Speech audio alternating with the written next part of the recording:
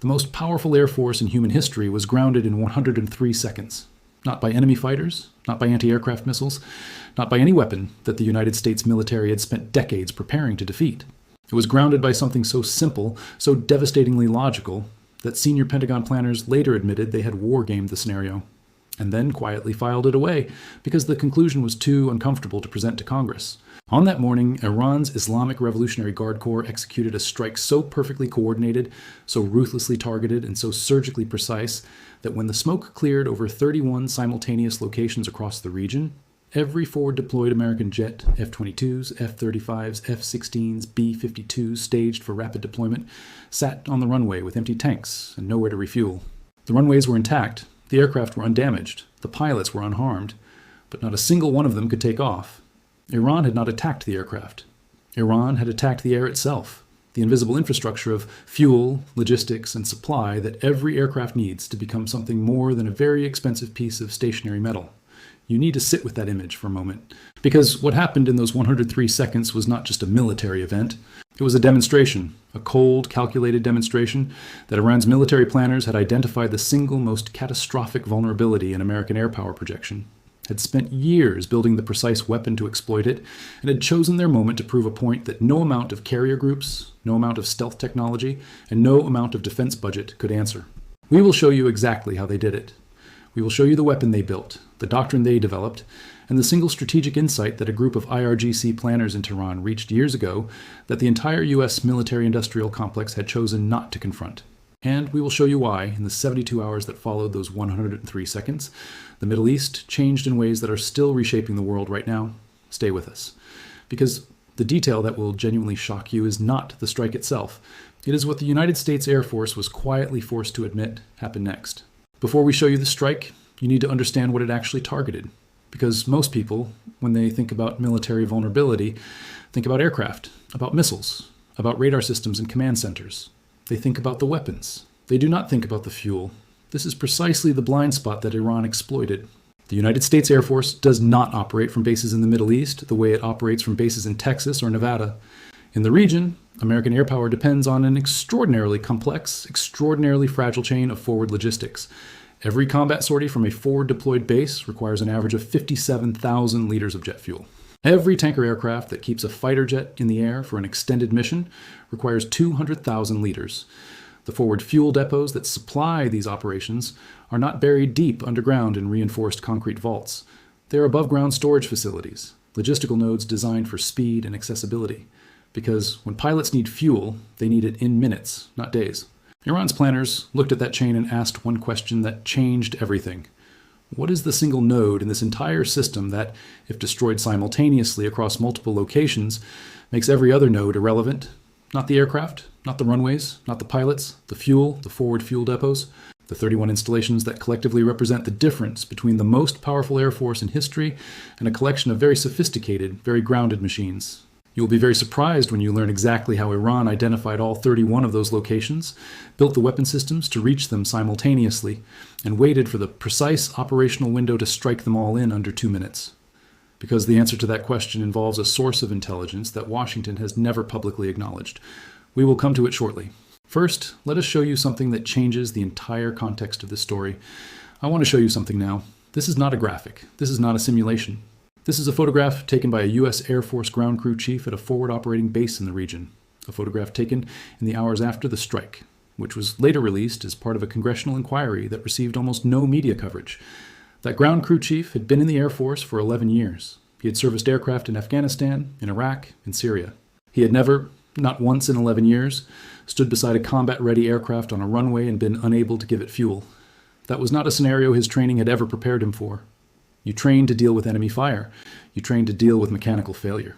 You did not train to deal with the simple, absolute, total absence of the one thing that turns an aircraft into a weapon. He said later, in testimony that was partially declassified, that what disturbed him most was not the sound of the explosions at the fuel depots.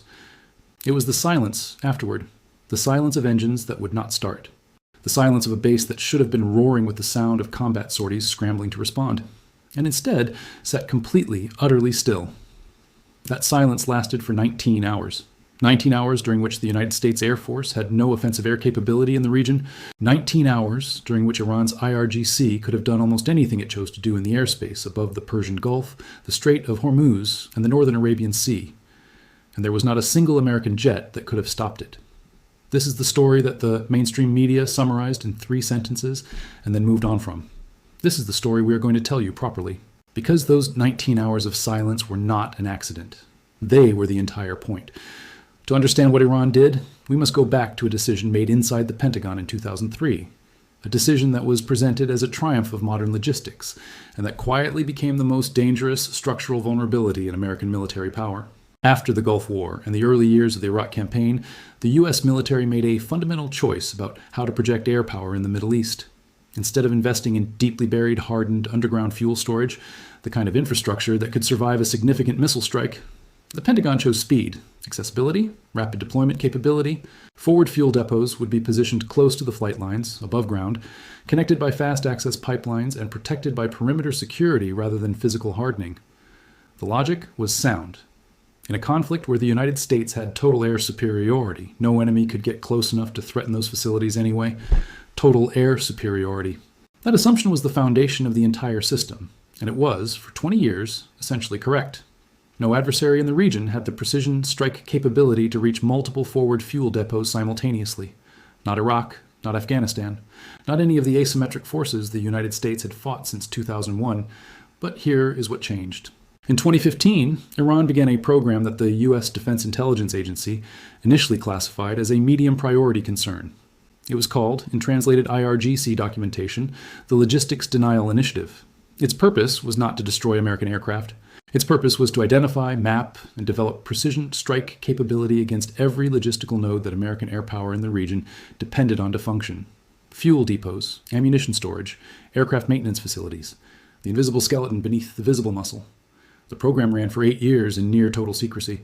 It used commercial satellite imagery, open source intelligence, and, according to a 2023 report from the Institute for the Study of War, human intelligence assets that had been cultivated inside regional base support contractors for years, civilian logistics contractors, fuel delivery companies, infrastructure maintenance firms, people who knew exactly where every fuel tank was, how large it was, what its daily throughput was, and crucially, what the minimum number of simultaneous strikes required to render the entire system non-functional would be.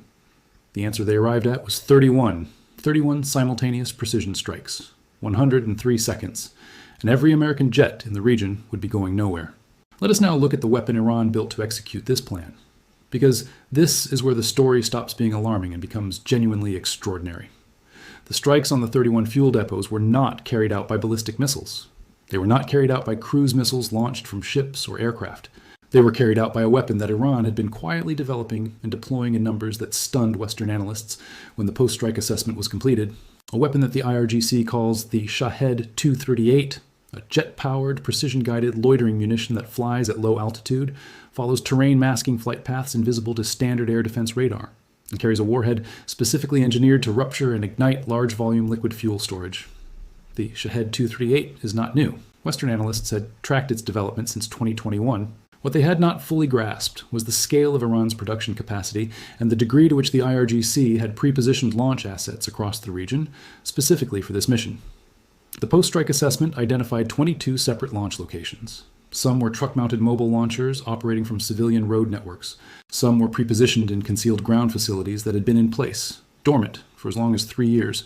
All 22 locations launched within a 14-second window of each other, a level of operational coordination that a RAND Corporation analyst, in a closed briefing to the Senate Armed Services Committee, described as representing a command and control capability that significantly exceeded previous Western estimates of IRGC operational sophistication.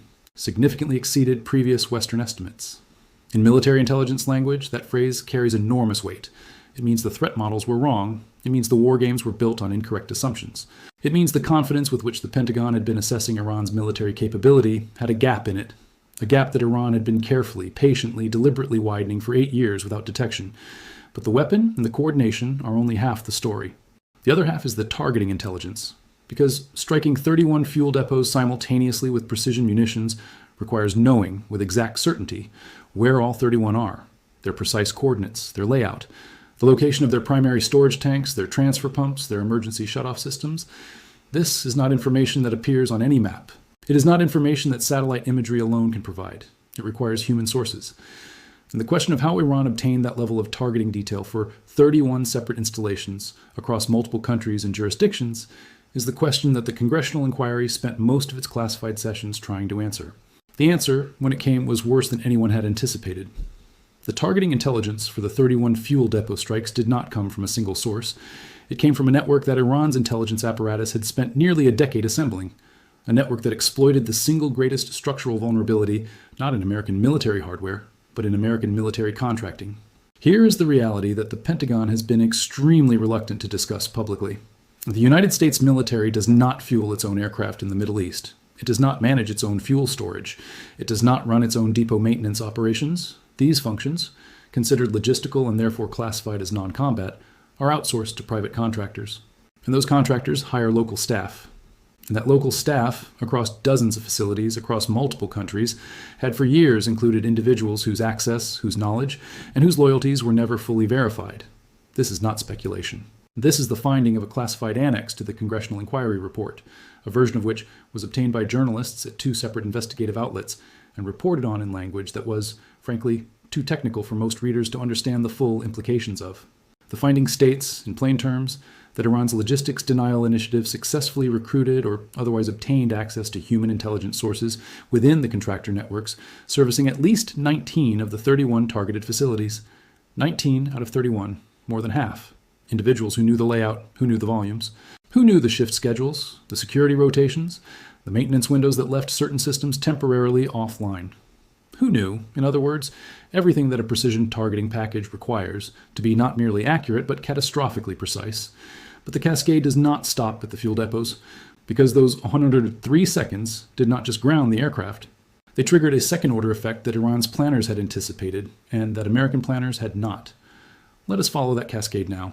When the 31 fuel depots go offline simultaneously, the immediate instinct of a military command structure is to call for emergency resupply, fuel tanker aircraft, emergency road convoys, prepositioned reserve stocks held at more distant, more secure facilities. And the U.S. military did exactly this.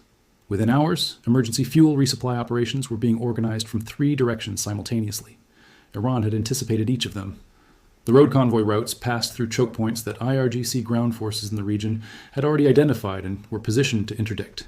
The tanker aircraft staging locations were themselves fuel-dependent facilities, 3 of which had been designated as secondary strike targets, and the prepositioned reserve stocks at the more distant facilities had already been quietly reduced, over months, by a series of bureaucratic delays, procurement errors, and logistics complications that the post-strike investigation flagged as possible deliberate interference, but could not definitively prove.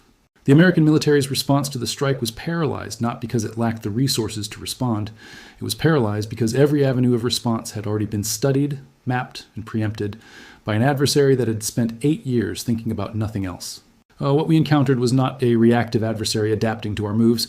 It was a prepared adversary that had already wargamed our responses and prepositioned accordingly. Partially declassified congressional testimony, Air Force Logistics Commander, 2024. The domino had fallen, and every other domino it was supposed to hit on its way down had already been removed from the table. At this point, some of you will be asking the question that every American senator in that closed hearing room was asking. Could Iran really sustain this? One devastating, perfectly coordinated strike is one thing. But the United States has the largest, most powerful military machine ever assembled. It has nuclear-armed submarines. It has space-based reconnaissance systems. It has the ability to strike targets anywhere on Earth within hours. Could Iran truly survive the response to what it had just done? This is exactly the question Iran wanted you to ask, because the answer reveals the true genius of what those 103 seconds were designed to accomplish. Iran did not strike those 31 fuel depots to start a war. Iran struck them to demonstrate the cost of continuing one. There is a fundamental difference between those two things, a difference that Iran's strategic planners understand with extraordinary clarity, and that American public discourse has almost entirely failed to grasp. Consider the geography. The United States military's ability to project air power into the Persian Gulf region is entirely dependent on the cooperation, formal or informal, of regional partners. Saudi Arabia, Qatar, the UAE, Bahrain. These governments host American bases not because they have no choice, but because the American military presence has historically represented a security guarantee worth the political cost of hosting foreign troops on their soil. Now ask yourself this question. If you are the leadership of Qatar, watching 31 American fuel installations burn simultaneously across the region, watching the most powerful air force in history sit grounded on its runways for 19 hours, do you feel more secure about hosting that air force on your soil, or less? Do you call Washington to reaffirm your commitment, or do you quietly begin a parallel conversation with Tehran? This is the strategic effect that a strike on 31 fuel depots achieves that a strike on 31 aircraft never could. Aircraft can be replaced. Aircraft can be flown in from carriers, from Diego Garcia, from the continental United States. But the political willingness of regional partners to host American forces, that is not a logistics problem. That is a credibility problem. And credibility, once damaged in the specific way it was damaged in those 103 seconds, does not repair itself on a resupply timetable. Dr. Michael Knights, a senior fellow at the Washington Institute for Near East Policy, who has spent 2 decades studying IRGC doctrine and capabilities, stated in a post-strike analysis that Iran's targeting of logistical infrastructure, rather than kinetic military assets, represented a deliberate and sophisticated strategy designed to impose maximum political cost at minimum escalatory risk. He called it, specifically, a masterclass in coercive deterrence, the art of making continued military presence more expensive than withdrawal without triggering a response that would justify American escalation. A masterclass, written by men in tunnels and planning rooms in Tehran who had spent 8 years studying the one question that nobody in the Pentagon had wanted to answer honestly: where is the real edge of American power? Not the visible edge of carriers and stealth jets. The invisible edge, the logistical edge, the edge where the most sophisticated military machine in history becomes dependent on fuel trucks and civilian contractors and political agreements that can be shaken in 103 seconds. They found it, and they proved it. So what did the United States actually do? Because this is the part of the story that received the least coverage and carries the most consequence. This is the part that explains why, in the weeks after those 103 seconds, 3 separate Gulf state governments quietly reopened diplomatic backchannels with Tehran that had been formally closed for years. This is the part that explains why the U.S. Air Force submitted an emergency budget supplemental request to Congress that, when its classified annexes were stripped away for the public version, bore almost no resemblance to the actual document presented to the Armed Services Committee. The immediate operational response was predictable. Emergency fuel resupply, accelerated contractor security reviews, a public statement emphasizing U.S. resolve and commitment to regional security, and a formal diplomatic protest through back channels. What was not predictable, what stunned even experienced observers of American military doctrine, was what came next. Within 72 hours of the strike, the United States had begun a quiet, unpublicized, but structurally significant repositioning of its forward fuel infrastructure.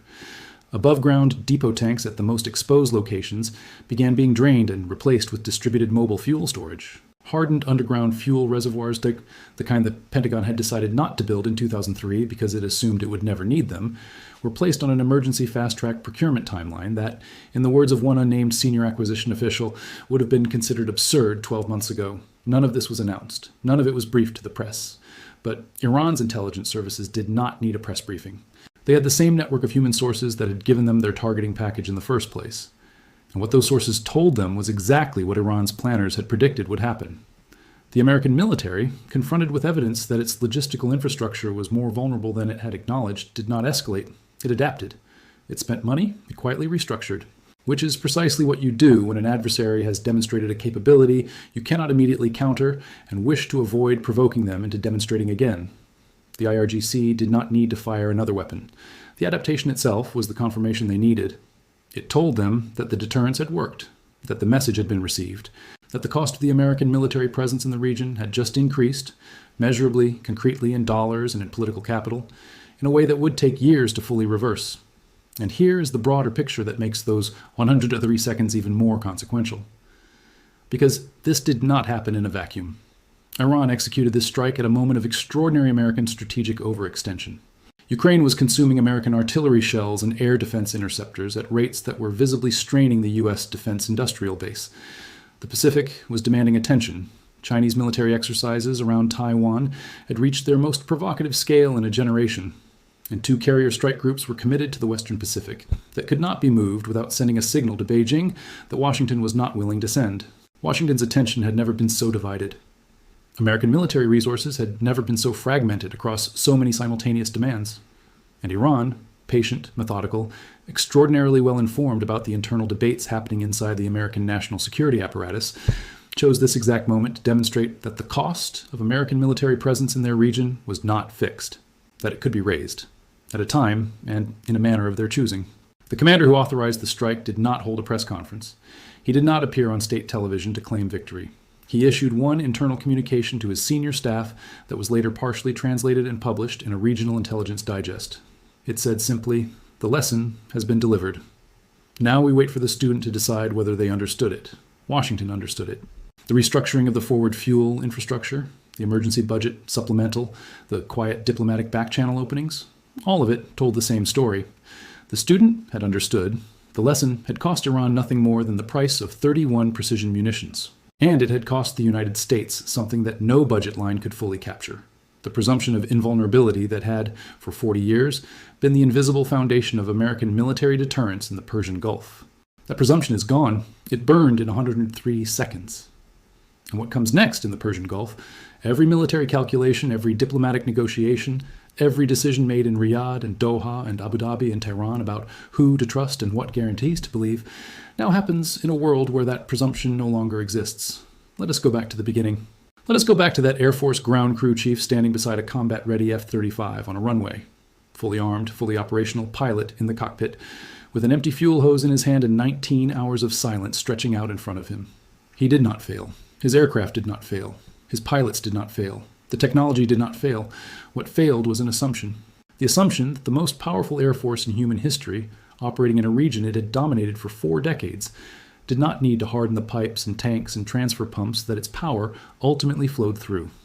The assumption that the invisible logistics beneath the visible muscle were, somehow, beneath the concern of serious adversaries. Iran saw what American planners had chosen not to see. Not because they were smarter, because they were hungrier, because they had no choice but to find the edge.